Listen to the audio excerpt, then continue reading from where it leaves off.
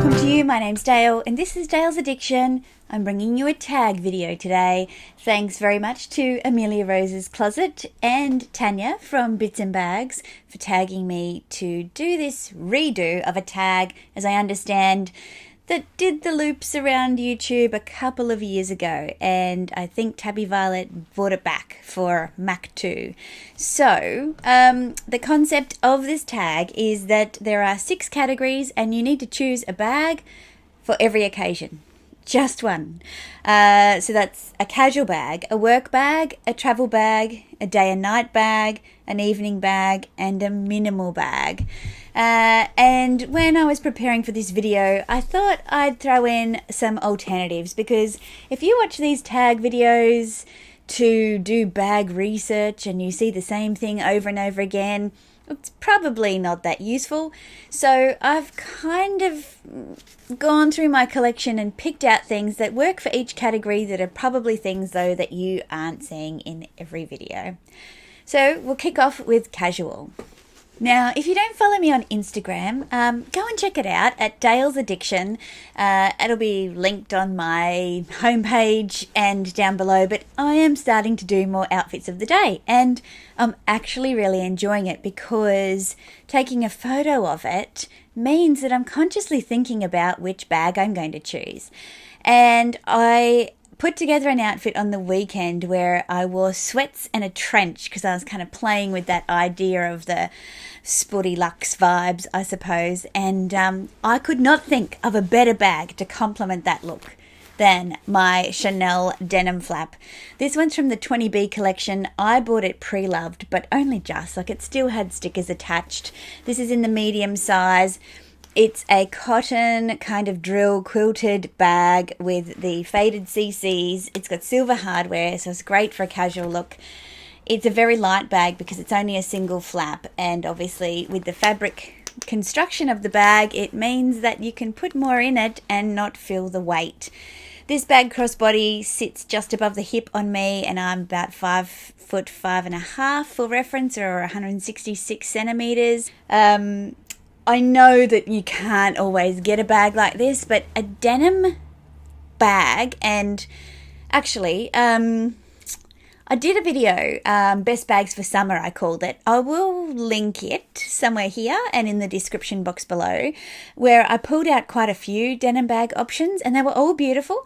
So if it's a look that you like for a casual style, check them out, because I really don't think you can go wrong with denim. Okay, so category number 2 is a work bag. And, you know, I have bags for work, but there's only one bag that's my favorite, and this one just makes me feel $1 million when I use it for work, which is most of the time, to be honest, unless I'm traveling by plane or I'm going out to the country. Then I do not take this bag. I will take my Louis Vuitton Neverfull, but I cannot go past my Chanel GST. These are no longer in production. You probably know that if you're watching these sorts of videos, but you can find them on pre-loved websites. So this is the GST. Don't be caught by getting the petite version, because it is not this big. But this bag is a huge favorite of mine. Honestly, it fits everything. It's got my laptop inside. It's got my Remarkable inside. It's got all my bits and bobs. It's got a massive big pocket on the back here where I can either put parking tickets. My phone will fit. What else do I put in there? My pass for public transport. It fits my memo bottle in. If you didn't see my luxury haul video recently, I talked about this. These are amazing for handbags. Look at that. That fits a can of Coke in it. That's the A6 size. I'll link it below. A lot of you said in the comments on my last video that you were going to buy this or something like it, and that they're pretty big in Asia. So there you go. I didn't know that. But certainly I had the same reaction as you did when I first saw it. So back to the bag content though, Dayle. This is the Chanel GST. This is black caviar, silver hardware, just really comfortable, great bag for work. So the next category is travel, and look, I took it to be bags that I always take when I travel, not a bag that I travel with. In other words, it's not my carry-on. It's the bag that I will always have with me when I travel somewhere. And this bag comes with me whether I'm going international or just 3 hours up the road to a country town. And that's my Chanel Wok, or wallet on chain. This is the golden class. I talk about it a lot because it's got this great hardware where it flicks open and the bag opens like that. At the time, the snap locks were kind of popping open if they got overfilled. This one, you can fill it right up because you've got that ability to snap it shut. The other thing that this bag has is this beautiful kind of jewelry-like chain. I'm usually not a big fan of gold hardware, but I love this one. And the reason that it's my favorite travel bag is this bag can be packed inside other bags. You can wear it as a clutch for dinner. You can wear it as a day bag, wearing it crossbody. It kind of ticks a whole bunch of boxes without taking up any room. And another thing, big tip for travel bags, is something you can put in the hotel safe. If you're taking a lot of big bags with you, you're probably not going to be able to secure them when you're not in your room or residence. So the other reason I really love taking this one traveling with me is when I'm not using it, I can lock it up. Now here's something you probably thought you wouldn't see, and that is my day to night choice. My day to night choice after my recent weekend getaway is my Prada re-edition in the Saffiano leather, and this is in the water lily colour, which is like a pinky nude, not so much beige. I'll throw some photos up here, and you've probably seen them before if you've watched my last couple of videos. One photo of me wearing it crossbody to the airport, and the other photo of me using it just with the gold chain and a really pretty dress for a dinner date. So look, I've just filmed a video reviewing this, first impressions. I will link that above. Yeah, I can't say enough about it. You'll be sick of me talking about this bag, so we'll move on.